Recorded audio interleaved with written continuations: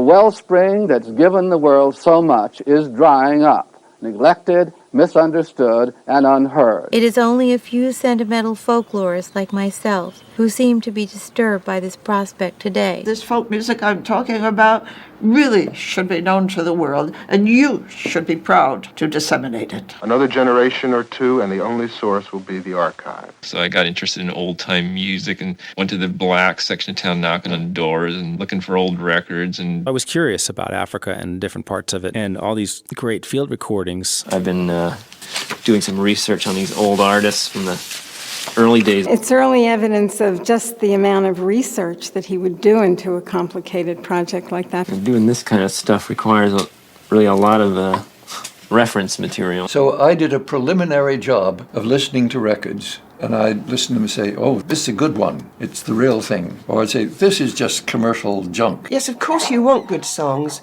but you're after the spirit of the place. He fragments Ideas and materials. Raw material. into a kind of a collage and reconceptualization of that spirit in this new world context, in this modern context. Because in all these songs, in all the fragments, what you have is the history of the people. It's the memory of the people. Try to reach within my own consciousness and memory and bring forth people and let them take their place on certain works that I'm doing. People who see these works can pick out and understand that he's using the African experience. At the same time, they understand that they are not to be read strictly as African. When I first began to do collages, I had no idea that I was going to develop certain symbols that have run through my work. I studied the race problem. He was knowledgeable about what was going on in the country with regard to race. See, I know. You don't know nothing about the race problem. I'm taking a course in African studies at school. For God's sake, give me a chance. He was a black man in a white man's world. I mean, it's an extraordinarily sort of...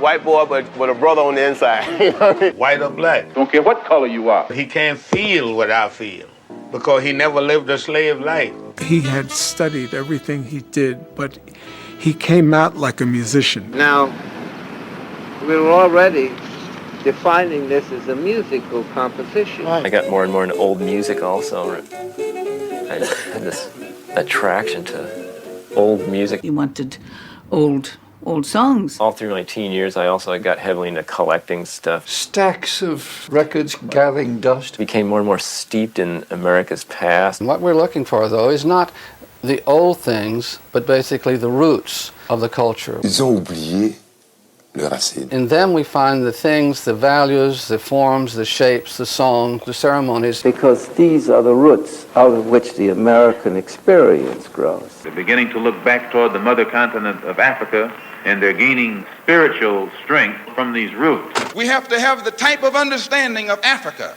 and the type of understanding of our people here in order to build a bridge, a contact, a line of communication between the two. Now people say, oh, well, fine, you never connect with them. But the bottom line is this: we have more things in common than even the African Americans themselves even realize. New bridges must be built because in the minds of the majority of our people today, Africa is too far away. When Africans were taken as slaves to the New World, they weren't going to just remove everything about Africa from their brains just because some white people said they should. There are genes in our bodies that respond to each other, that respond to our stories, our songs, our music. No effort has been made to unite the Afro-American community with the African community. I could see that this view of the big picture started to form. These were new things that he was making, new forms. It was a cultural provocation. An intellectual move. It's the first time where we see this kind of public acknowledgement through the naming of the band of something that is African-derived. Since this revelation, a dialogue with the other world takes place.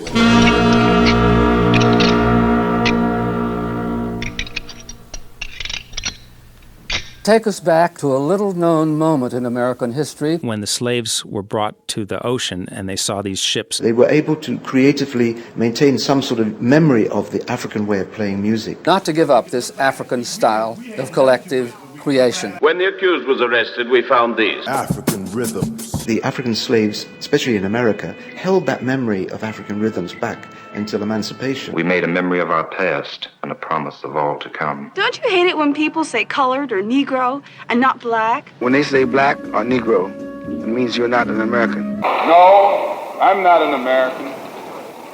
I'm one of the victims they call citizens of Americanism. 1 or 2 times they arrested me, and I told them I hadn't done nothing. They said, well, arrest you in advance, you're going to do something. It's a genteel slavery. If you go to jail, so what? If you're black, you were born in jail. I don't see any American dream. I see an American nightmare. When that man in the White House hear how sweet I can drum, he's sure gonna send down here and turn me loose.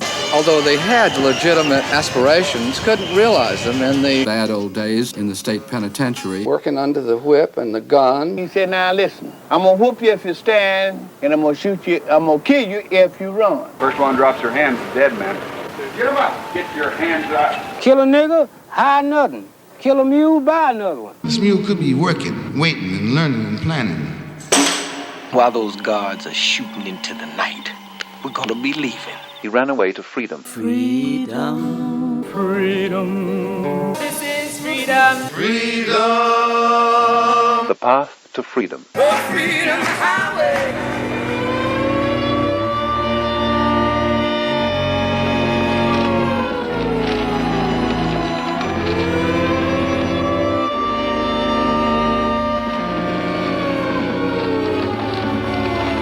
When they became free, an African-derived rhythm surfaced all over the Americas. Deeply rooted in tradition. Black tradition right out of Africa. It began in Africa.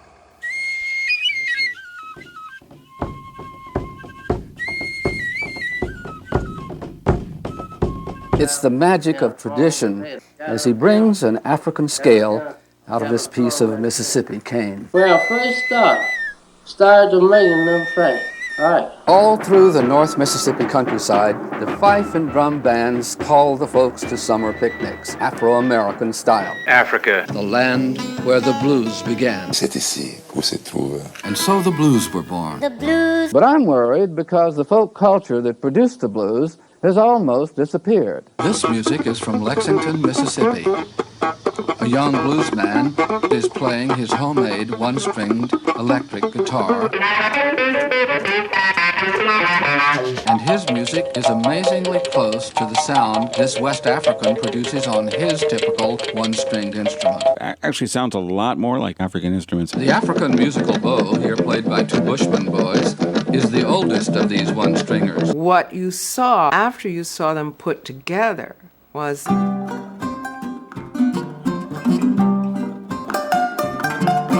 So the Mississippi Hill Country sheltered a fantastic African music that fed the blues. This is what blues is all about. This is all it's all about. And this is what it's all about, you know.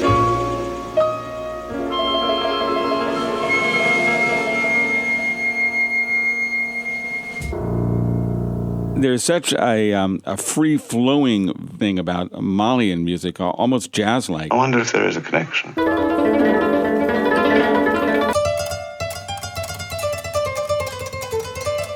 Jazz was born out of a fusion of African and European elements. Seems kind of akin to American blues. I guess that's been mentioned before. These are songs that go back in the black tradition beyond the Civil War. Yeah, the Malian stuff is trippy in a different way. Yes. Very bluesy and very jazzy. His social conscience was, to some extent, I think, developed. You hear the best part of the soul of the common people, you know. A sympathy with the workers that he was more engaged with. Their way of expressing their connection to eternity, or whatever you want to call it. Field hollers floating over solid syncopated dance rhythms. The debt-laden black farmer somehow recalled the wailing complaints of his ancestors under West African kings.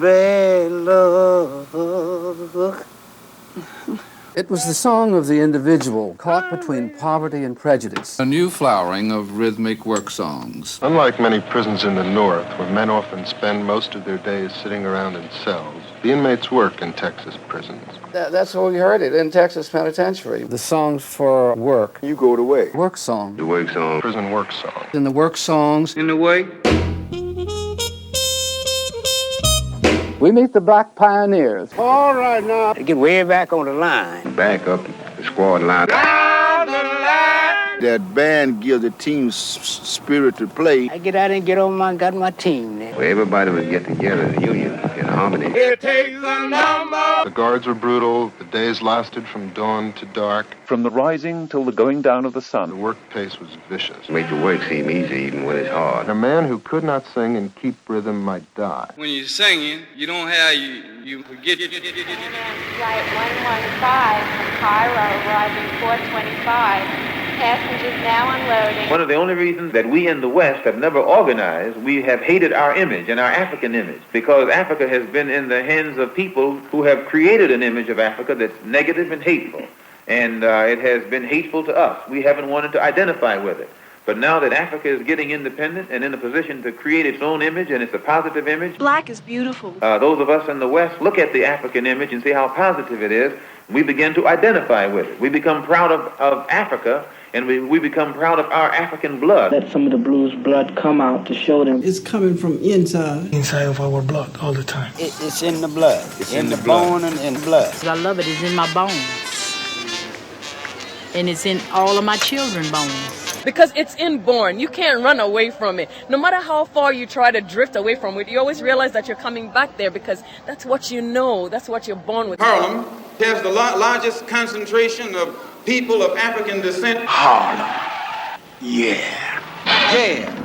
Home to every black man. What? There are more Africans here in Harlem than exist in any city on the African continent. It goes beyond Mississippi.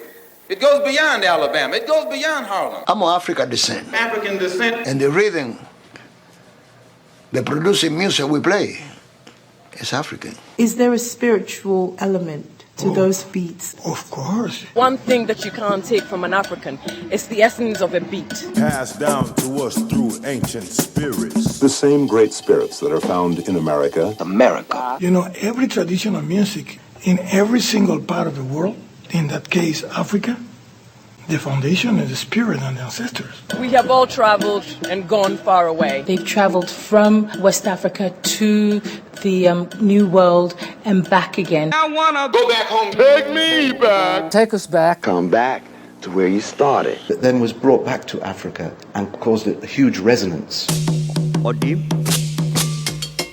Because Africans recognized it already as one of their rhythms, repackaged. So for us, this is very authentic and very original. And this is what I have tried to do in my collages, to bring the Afro-American experience into art and give it a universal dimension.